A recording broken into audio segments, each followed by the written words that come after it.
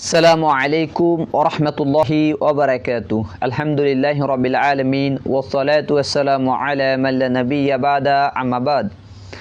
সমস্ত প্রশংসা আল্লাহ সুবহানাহু ওয়া তাআলার জন্য। দুরূদ এবং সালাম বর্ষিত হোক প্রিয় রসুল মুহাম্মদ সাল্লাল্লাহু আলাইহি ওয়াসাল্লামের উপর। প্রিয় মুসলিম ভাই এবং বন্ধুগণ, হজ্জের ফরজ কাজ সম্পর্কে আমরা আজকে জানবো ইনশাআল্লাহ। হজ্জের ফরজ কাজ হচ্ছে যে চারটি, আর এই চারটি কাজ অবশ্যই করতে হবে। যদি কোনো একজন হাজি কোনো একটি কাজ তার বাদ পড়ে যায় তাহলে তার হজ বাতিল হয়ে যাবে।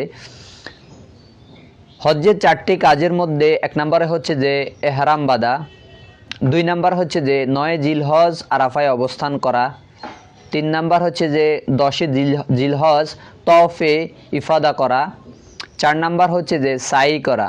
যদিও সাই নিয়ে ইখতিলাফ রয়েছে, কিন্তু বিশুদ্ধ মতে সাই করাও ফরজ।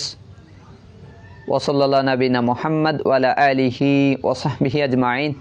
ওয়াসসালামু আলাইকুম ওয়া রাহমাতুল্লাহি ওয়া বারাকাতুহু।